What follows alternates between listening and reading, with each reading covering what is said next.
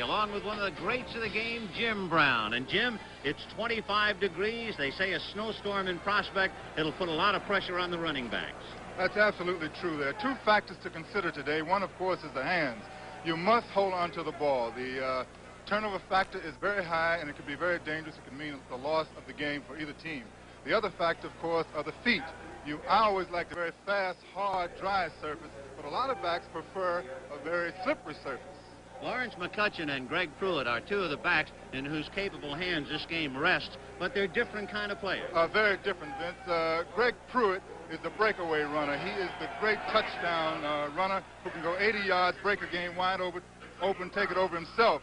McCutcheon is a team player who will do anything for you to see that you have a victory. There is one unknown factor in the game today, and that would be the new quarterback of the Cleveland Browns, David Mays, the doctor. Yes, he's called the doctor. He's the mad bomber, Dr. Bomb. He's a little eccentric, and that's probably the element that the Cleveland Browns need to win this game today.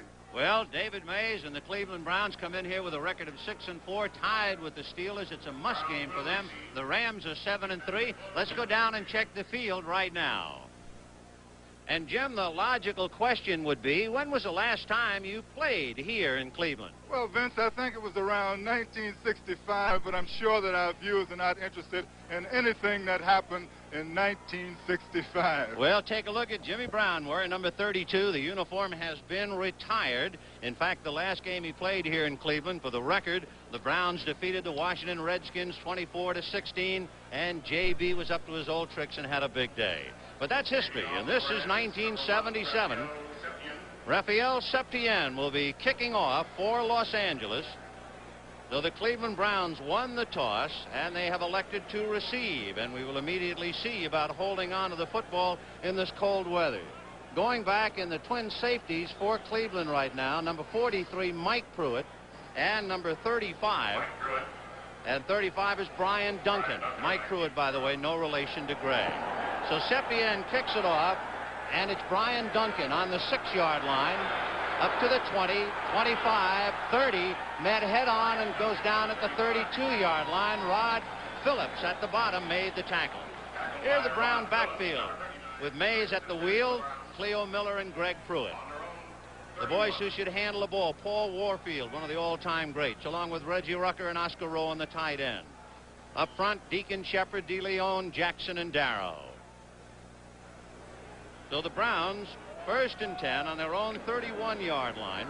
They come in here 4th in offense in the AFC. Rucker in a slot left, inside Warfield. Pruitt, the deep man, out of the eye.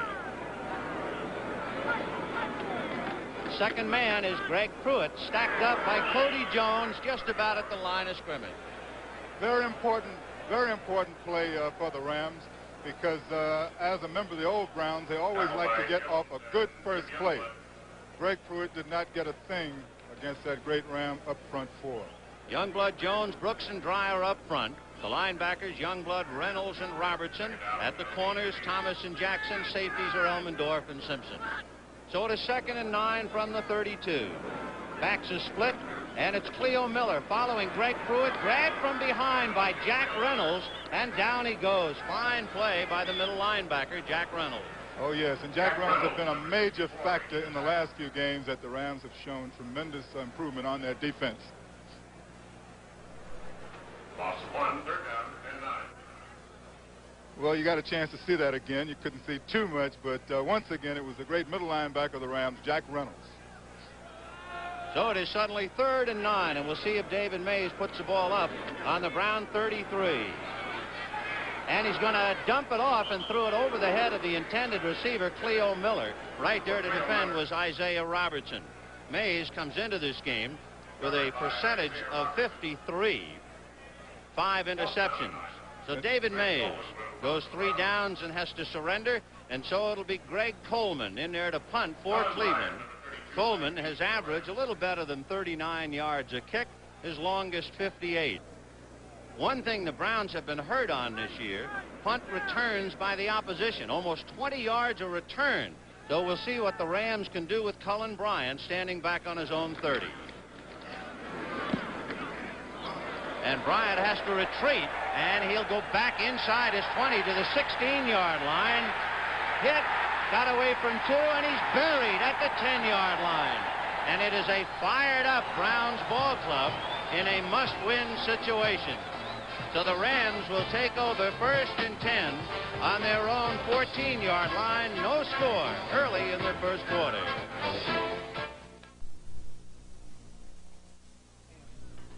Now, let me tell you something. I've eaten the dust of many a rodeo, and I built up some kind of a thirst. That's why I drink light beer from Miller. It has a third less calories than the regular beer, and it tastes real good. Light says giddy up to all that flavor, and woe to being filled up. And that ain't no book. What? Light beer from Miller. Everything you always wanted in a beer, and less. You don't have to lose sleep worrying about that drive to work tomorrow. Not when you've got Firestone Snowbiters going with you. To dig you out and pull you through, they've got 2 sets of deep-biting teeth. And in between, traction bars for quiet running and long mileage. In radials, bias, or retreads, they'll put teeth in your winter driving. Firestone Town & Country Snowbiters. Pleasant dreams. Well, thanks to a 51-yard punt by Greg Coleman, the Rams will put it in play 1st and 10 on their own 14-yard line. 13:28 to go in the first period. Hayden, McCutcheon, and Capoletti in the backfield as the Rams now try to get on the move. Harold Jackson wide left, Billy Waddy wide right. Capoletti, and he ran straight into Charlie Hall along with Mac Mitchell. The initial hold was very good, but the linebackers closed it up. That's why Capoletti didn't gain too much on that particular carry. Capoletti, by the way, has not been much of a road runner as we look at the Ram receivers. In fact, Capoletti has averaged only 29 yards per road game. Good team player, though, Vince. Yeah, good blocker. Solid football player. That's what they count on. So it is 2nd and 7 from the 17-yard line. Billy Waddy in a slot right inside Harold Jackson. To Harold Jackson, and he's dragged down by Peters right at the first down marker. It just depends on where they mark it now, whether he's picked it up or not. But on that particular play, you could see that Jackson was affected by the surface because he did trip. Here's the Cleveland defensive line, along with the linebackers Hall, Ambrose, and Irons. The cornerbacks Bolton and Davis, and at the safeties Peters and Darden. They are going to measure it as that close on that little pass. Hayden, by the way, has a 57% completion, and more than that, he has now thrown 120 passes this year and only 1 interception. And as you can see, the Rams pick up a first down on that little dump. And as you can see, that was a very dangerous kind of play for the Rams to be attempting at this particular time deep in their own territory. Tony Peters, who was over there defending, finally made the tackle. He could almost have made the interception. It was that dangerous. But the Rams gambled, and it paid off. 1st and 10 on the Ram 24.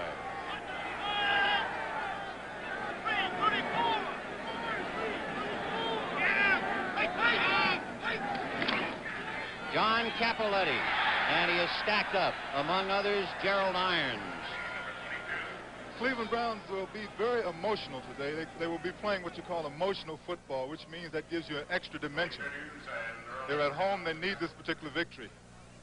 People would not be too surprised if the Rams did not pass that much. It's interesting to point out Hayden only once this year has passed for over 200 yards. He passed for 261 yards and lost. 2nd and 9 from the 25. Lawrence McCutcheon with Horton blocking, and he goes outside.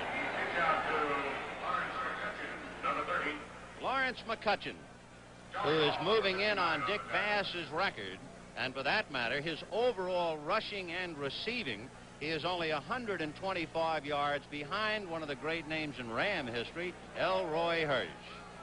And McCutcheon has done all of his damage in 5 seasons. Yeah, it's remarkable. And Bass Dick took Bass 10 years, yes. They got it out to the 30, so it's 3rd and 4 from the Ram 30. Harold Jackson wide left. Billy Waddy in on a wing just outside Terry Nelson, the tight end.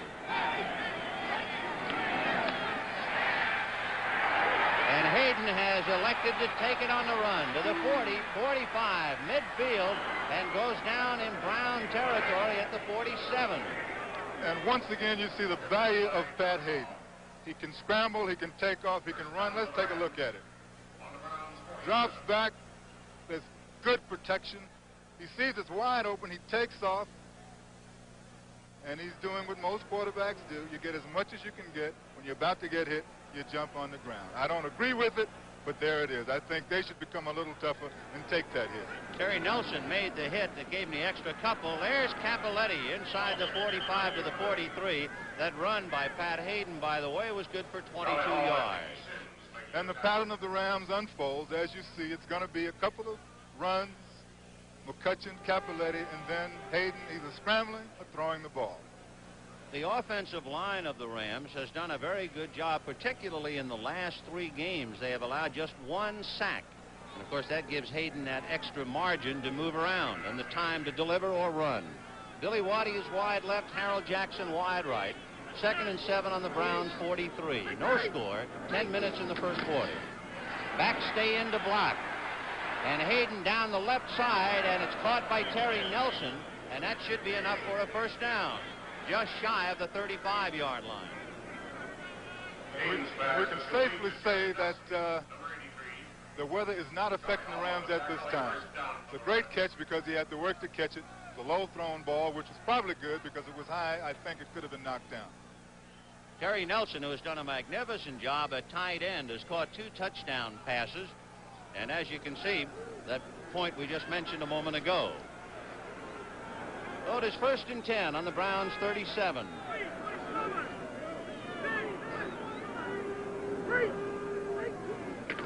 Hayden, a quick out to Harold Jackson at the 30. And he's grabbed and spun out at the 25 as Davis came over to wrap him up. Harold Jackson having a big year. And Hayden just rolling along nicely now, kept by that 22-yard run. Hayden right now is doing a tremendous job. He's picking his plays beautifully, contrary to what I said earlier. We might expect a wide-open game from the Rams today.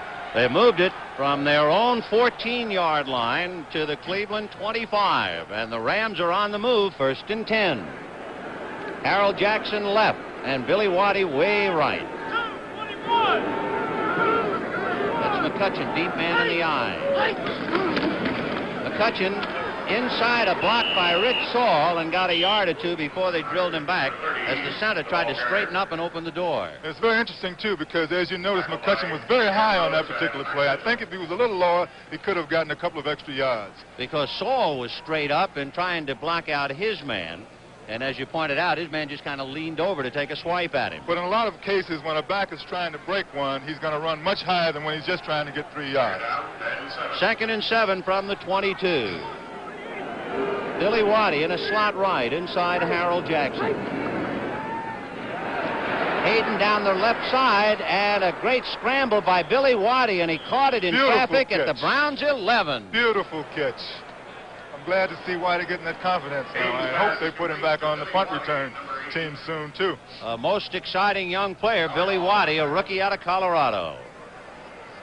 Take a look at it. Protection once again is very good. Hayden drills that one in because it's in what you call a crowd. The Browns have given up an average of 18 points a game, so they are not noted for their defense, and the Rams trying to punch holes in them right away. Here comes McCutcheon, and Gerald Irons grabs him, and he falls forward to the 6-yard line.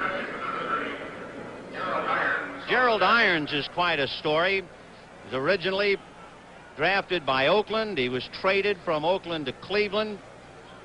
And there's another note on Lawrence McCutcheon, who is just about over a pinched nerve in his left shoulder. 2nd and 6, and the ball is on the Browns 7-yard line. Harold McCutcheon wide left and Waddy right.